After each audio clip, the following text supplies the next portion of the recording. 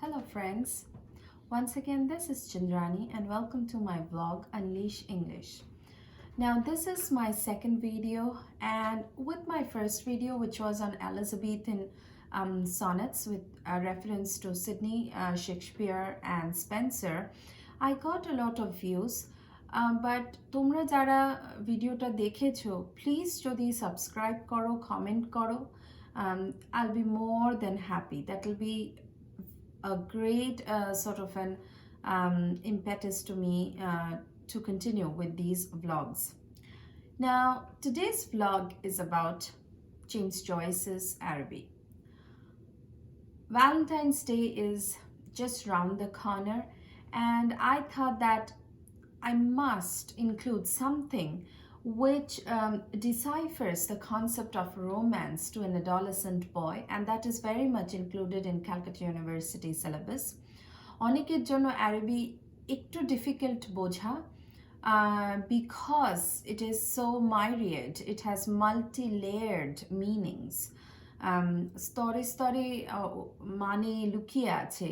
It's full of metaphors, symbolism, imagery. As a result, I thought that might as well do a vlog on Araby. Now, in today's vlog, I'm going to talk about the boy hero, the protagonist, the main character in Araby. I'm going to talk about the images that have been used by James Joyce throughout Araby. And I'm going to also talk about the interpretation of those images throughout Araby. Once again, before I begin my class, please subscribe to my channel, please hit the like button, and please leave your valuable comments in the comment section. Now let's start with Araby. I have the story here of Araby, and let me just talk about the story in a nutshell. Well, Araby is written by James Joyce, and it is considered to be sort of autobiographical. We do not know if the boy hero for sure is a representation of Joyce himself, but definitely we see a reflection of Joyce in the boy hero, the protagonist of Araby.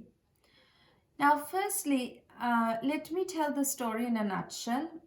This is the boy hero, and he is not named, he's unnamed.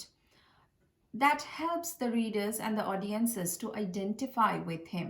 He could be anyone. ওর কোনো নাম নেই. ও আমি হতে পারি, তুমি হতে পারো, ও যে কেউ হতে পারে. And the experiences that he goes through is almost like an experience that anyone can encounter. He is an adolescent. He is on that phase of life when he's just on the doorstep of the adulthood. So throughout the story we see that pull. There are these boyfriends, the other boys who are his friends, who are still kids, and they are constantly calling him to play, to spend time. But at the same time, we see this distancing of the boy hero from that world, and his developing sexual affections and attractions and desires, and then finally his encounter with the adult world of experience.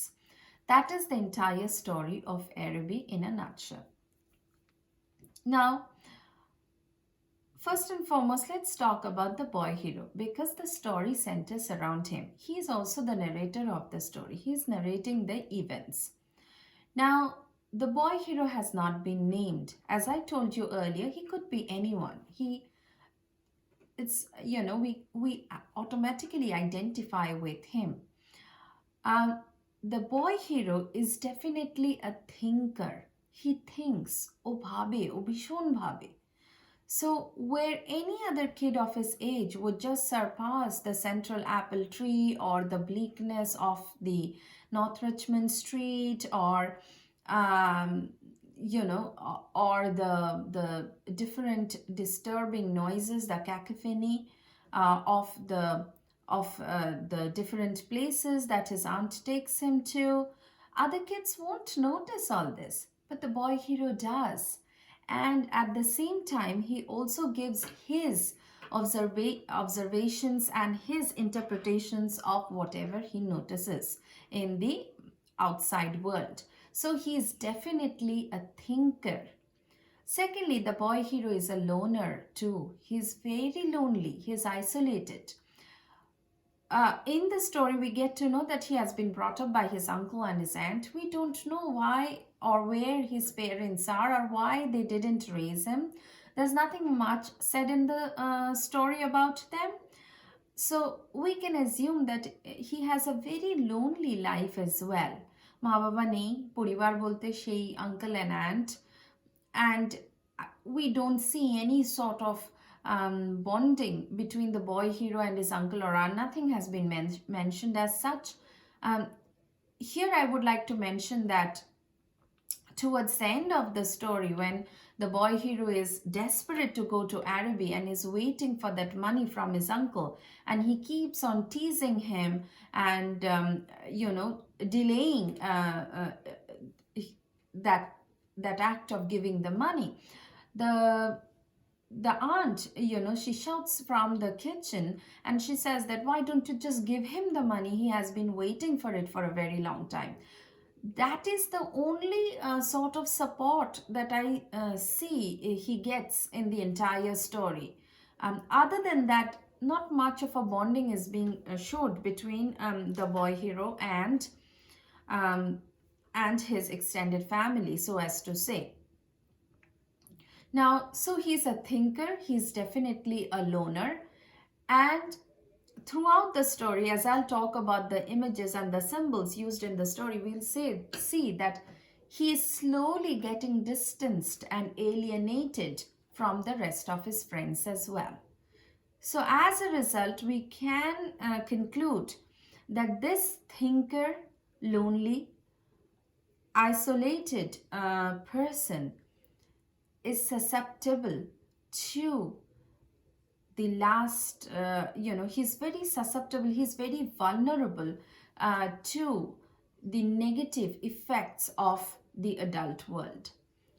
অন্য কেউ ওর জায়গায় হলে হয়তো গায়ে মাখতো না, but since he is a thinker, since he is a loner, the blows of reality will definitely make an effect on him, and his first step into the adult world of experience is full of bitterness, is full of anger. Bhalo shuruta holo na. Now, let's come to some of the images that have been used in the story. Now, I'll go through the short story itself. It's written by James Joyce. Ekটু James Joyce এর ব্যাপারে বলে নি. James Joyce was of course, he was a huge name in literature, but there are certain things about him that we need to know in order to understand Araby better. First and foremost, Joyce had no belief in any sort of institution, especially religious or political. So maybe sometimes political, but definitely he had a lot of hatred and a lot of angst against the religious institutions of that time.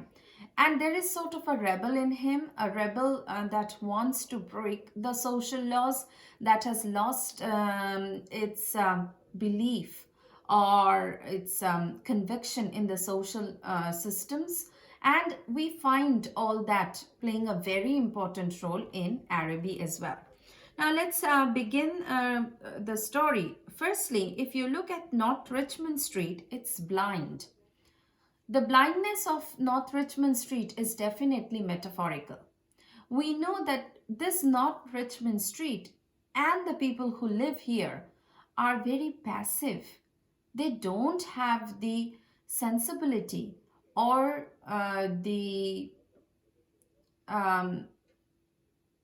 or the passion to understand somebody as imaginative and as sensitive as the boy hero. So he begins the essay by saying that this is a blind society. For it, the emotions of the boy hero will not matter at all. And then we see that Christian Brothers School set the boys free.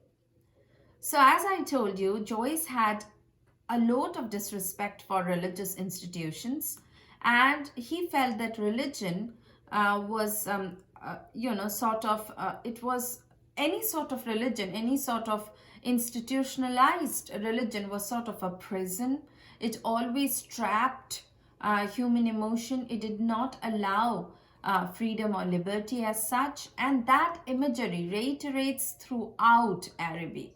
Religion being something that is oppressing, something that traps creativity, something that does not allows free expression, that comes again and again throughout Araby through the help of different symbols and metaphors. Now, if you look at the houses, as I was telling you, North Richmond Street is blind. And if you look at the houses in North Richmond Street, that further reinforces the metaphor of blindness and bleakness and oppression and hopelessness. Joyce says, the other houses of the street, conscious of decent lives within them, gazed at one another with brown, imperturbable faces. So these faces, the faces of these houses were also the faces of the people living in those houses. And they were, absolutely inconsiderate. They did not have any trace of sympathy. They did not have any emotion or feeling in them. They had those imperturbable faces, something that doesn't react to any other person's situation. Such was the society. Now let's talk about the boy hero and his house, or the place where he dwells. Well, the house is the best place for the boy hero to think of romance because, and I quote Joyce here, it is the place where a priest had died. So the death of the priest is a metaphor.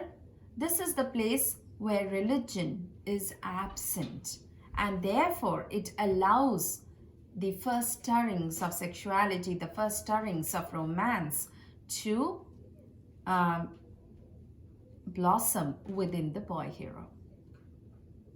Now, if we continue further, there's a very funny sort of a hint which Joyce gives, and it's also very bitter in its sarcastic connotation. And Joyce says that the priest was a very nice priest. Why? Because in his will, he had left all his money to institution. Now, the fun part of it, and also the irony part of it, is if you are a priest, you shouldn't have any material possessions. You shouldn't have money in the first place. So how are you leaving money to any institutions? So the fact that religion as in such was very corrupted, had become very materialistic, had been brought up by Joyce in this funny little ironic remark. Now, throughout the story of Araby, you will see that there is a wonderful imagery of color. It's almost as if Joyce is painting a picture through his words. The funny part of it is, whenever Joyce talks about the boy hero and his house and his surrounding, he uses a lot of dark and gray shades.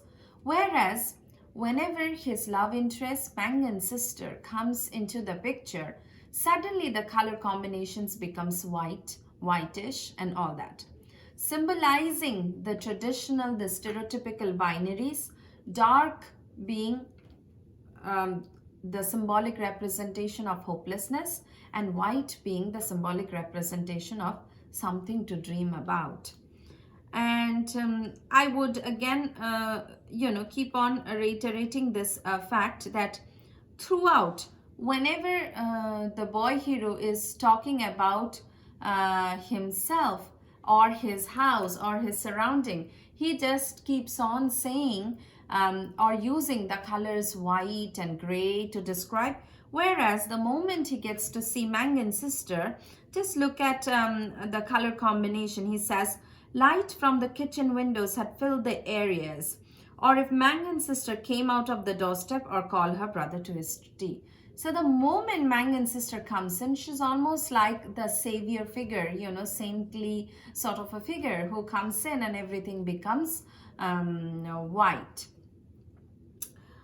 And the way Mangan's sister is described in this story, the sheer physicality of her description shows that the lot of hidden, very, very implicit sexual innuendos show that this boy is experiencing the first stirrings of his sexual realizations. He describes Mangan's sister when he says, her dress swung as she moved her body and the soft rope of her head tossed from side to side, beautifully describing the physical features of this girl. This girl was more than just a flesh and blood human person for the boy hero. This girl was his savior. So and that has been again and again brought up in the story, as the boy hero says, yet her name was like summons to all my foolish blood. So it's almost like a sort of chant, he's chanting him, he's worshipping him. So it's not just a flesh and blood body to him, it's an ethereal sort of an impersonation for him. And the boy hero compares himself to a Middle English knight, and that is sort of an hyperbolical, step taken by him when he says that he is carrying the chalice amidst a throng of foes. So he's like a Middle English knight who's carrying the chalice, the first realization of stepping into the adult world, and he's cherishing every moment of it.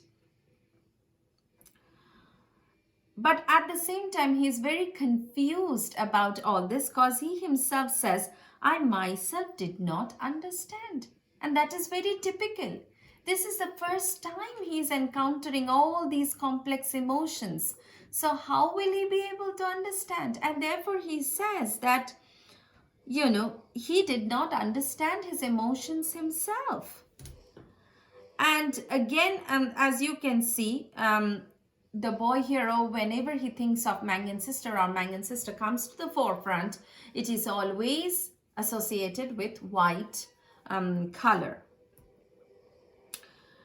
Now, it is not that the boy hero was entirely preposterous. It's not that he is hoping, of course he is very hopeful, but somewhere deep in his heart, he realizes that probably it's not gonna be as rosy as he thinks everything to be. And he knows this because he's a thinker.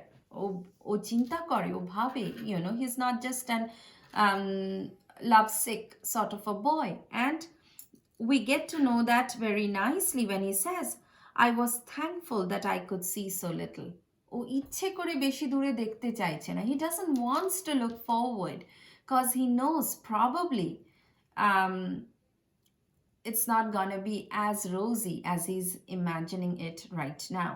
And so he himself says, I'm thankful that I could see so little. He loves this myopic vision. He doesn't want to see into the seeds of future. And then comes the moment when Mangan's sister talks to the boy hero and asks him to get something from Araby.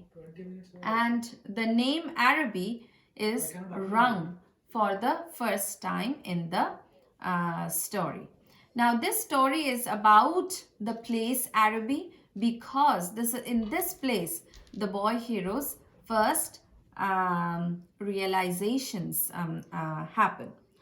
Now, for today's lesson, let me keep it till here, and we will continue from here in our next class, in my next vlog. Again, if you like this vlog, please like my channel. Please subscribe to my channel. You guys are viewing my channel, but I need those likes, those comments, and those subscribers. So once again, we'll continue our reading of Araby in our next session. By then, ta-ta!